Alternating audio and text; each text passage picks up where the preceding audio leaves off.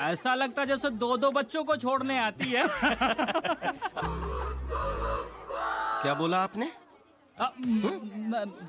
अरे रुको रुको, तमाशा मत करो, सब लोग देख रहे हैं हमारी तरफ।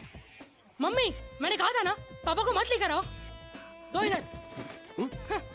आयुष रुको रुको, दूसरों पर गुस्सा करने से पहले जरा खुद की तरफ देखो। किसे ऐसी नहीं आएगी? आजकल तो आयुष को भी शर्म आती है आपकी। क्या? देखो आके किसी और को दिखाना। शुक्र मानो कि आज तक मैंने आयुष को नहीं बताया तुम काम क्या करते हो। जिस दिन जान जाएगा ना, जो बच्ची कुछ इज्जत है आपके लिए वो भी चली जाएगी।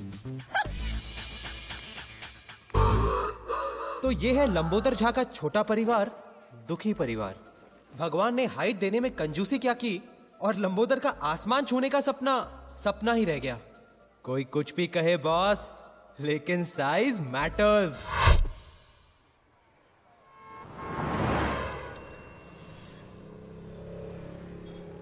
हेलो यू, सब ठीक है ना? कैसे हो भाई? क्या कहा तुमने? अरे नहीं, वो बस यूं ही आप रोज की तरह लाइन में खड़े होते हैं, इसलिए मैंने आपको हाई कह तो दिया। इतने सारे लोग लाइन में खड़े हैं, इनको क्यों नहीं स्माइल किया, क्यों नहीं हाई किया? नहीं बस अरे क्या कर रहे हैं? अपने कम कद के फ्रस्ट्रेशन ने लंबोदर को कुछ ज्यादा ही अग्रेसिव बना दिया, और स्पेशली लंबे लोगों को देखकर तो उसका दिमाग कुछ ज्यादा ही खराब हो जाता। लेकिन लंबोदर की लड़ाई सिर्फ ऊंचे कद वालों से ही नहीं थी, अपनी किस्मत से भी थी। देखिए मिस्टर झा जी, मैंने आपकी कुंडली देखी है। हाँ। बाकी तो सब ठीक है, लेकिन अगर आपको आपके जीवन में कुछ परिवर्तन लाना जी है जी जी तो आपको आपके सरनेम का अंत में अक्षर जोड़ना होगा। जी जी, झा के बाद हाँ झा के बाद हाँ, जिंदगी को जीना हम लोगों ने यहीं सीखा। हमारा आर्ट ऑफ लिविंग का क्लास मतलब दारू का खंबा और 3 ग्लास। जिंदगी जीने का इससे सही तरीका और क्या हो सकता है? ये ले भाई, कभी तो हाथ धोया कर। माँ बाप ने इतना भी नहीं सिखाया? सिखाया ना कि बेटा लंबोदर, हाथ पे सुसु नहीं करनी चाहिए। अरे फुल पैक किया डूड, फुल पैक किया। हाथ नहीं धोया तो तुम्हारे हाथ नहीं, तो कहने लगा कि आपको आपके सरनेम के अंत में अक्षर जोड़ना चाहिए। क्या? जाके बाद जाके बाद तो लंबोदर, अगर तेरा नाम फाइनल हो गया है तो नए नाम से बुलाए। जोक था यार। वो कहते हैं ना, क्या करेगा पांडु जब किस्मत ही है। खराब खराब। साला किस्मत बदलने के लिए इज्जत गंवानी पड़ेगी। वो गायत्री भी बार बार धमकाती रहती है कि बेटे को बता देगी मैं क्या काम करता हूँ। इस औरत से शादी करके ना, तुम ये गलती रिपीट मत करना। एक ऐसी औरत ढूंढ जो तुझसे प्यार करे, एक ऐसी औरत जो तेरी सेवा करे, और एक ऐसी औरत जो तेरे लिए खुद कमा कर लाए।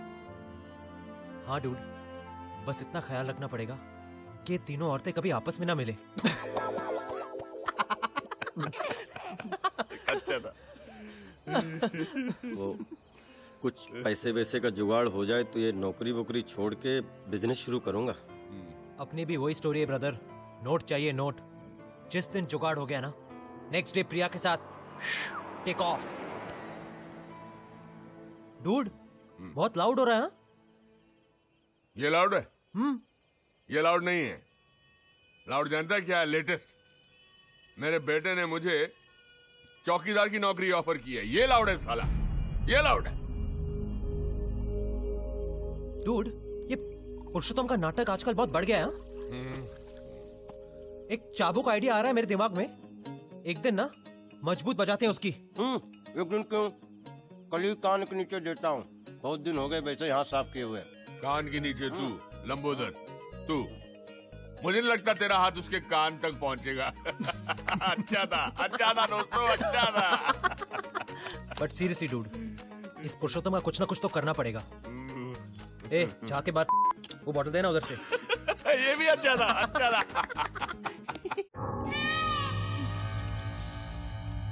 खोका, अरे खोका मांगा है, खोका। आप समझते हैं खोका? 1 करोड़। बेटा, गलती से रॉन्ग नंबर लग गया होगा, और मुझे लगता है खोका नहीं, कोका कोला मांगा होगा। अरे बाबा, दुबई से फोन आया था, दुबई से। हम कब आते हैं, कब जाते हैं, पूरी इंफॉर्मेशन है उनके पास। यहाँ मेरी पूरी एक तो किसी की नजर में नहीं आया, इसलिए इतना पैसा कमाने के बाद भी इस मिडिल क्लास सोसाइटी में रहते हैं। फिर भी पता नहीं कैसे फोन आ गया। आज की तारीख में बिल्डर होना ही गुनाह है। दवाई हाँ। मैं तो कहती हूँ आपको पुलिस में जाना चाहिए। वाह, वो कंजूस रसिक लाल ने भी यही गलती की थी। आज स्वर्गलोक कंस्ट्रक्शन का मालिक खुद स्वर्ग में सेटल है।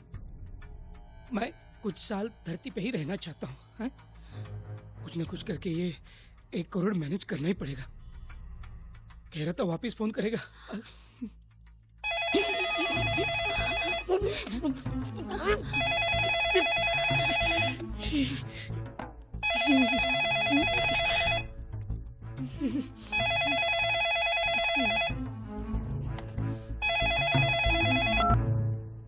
हेलो, ये चिरकुट हाय हेलो करने के लिए फिर से फोन नहीं किया। पैसे कब दे रहा है बोल। देखिए, मैं पुरुषोत्तम का पिता बोल रहा हूँ, रमाकांत जोशी। दरअसल पुरुषोत्तम के पास इतने पैसे नहीं हैं। क्या नाम बोला तूने? जी, रमाकांत जोशी। आप पहले ईरानीवाड़ी में रहते थे क्या? जी हाँ, लेकिन अरे जोशी काका, मैं गजलुल रहमान, आपका गजलू। गजलू? अरे गजलू, गजलू बेटा, इतने सालों बाद। हाँ, याद है ना? अरे तुझे कैसे भूल सकता हूँ, तू तो बचपन से ही आउटलाइन का लड़का था। लेकिन इतना बड़ा गुंडा बनेगा ये कभी नहीं सोचा था, वो भी एनआरआई। क्या काका आप भी। अच्छा ये सब छोड़, ये बता कि तेरा गजलों का शौक अभी भी है कि नहीं? अरे वो कैसे छूट सकता है काका, अभी 2 दिन पहले ही मेरे घर पे जगजीत सिंह का प्रोग्राम रखा था ना। क्या बात कर रहा है? और क्या, पहले 3 गानों के लिए सर पर घोड़ा लगाना पड़ा, फिर बाद में वो मूड में ही छा गया। तू बिल्कुल नहीं बदला। अरे कितनी बार समझाया कि ये रिस्क वाला काम मत किया कर रहे। अरे कैसे छोड़ू काका, जॉब सेटिस्फेक्शन बहुत है ना। Job satisfaction? लेकिन आज लोचा हो गया काका। क्यों, क्या हुआ? आपके घर पे फोन किया, आपके गजलू को माफ कर दो। हाँ, गलती हो गई। माफी क्यों मांग रहा है? मैं समझता हूँ। वैसे काका, आपको कोई तकलीफ दे रहा है तो बोलना। तकलीफ? तकलीफ तो दोनों दे रहे हैं। कौन दोनों? एक आर्थराइटिस और एक अस्थमा। काका, तकलीफ मतलब भाई लोग की तकलीफ। अरे नहीं, हम लोगों को ऐसा क्या। खैर, फिर भी कोई बात होगी तो मैं जरूर तुम्हें बताऊंगा। काका, अभी फोन रखता है क्या? बाय लागू। अच्छा बेटा, जीते रहो। पापा, आप नहीं होते तो मेरा तो 1 करोड़ गया होता ना। अरे ऐसे कैसे जाने दूंगा? रखवाली करना मेरा काम है, आखिर वॉचमैन जो हूं।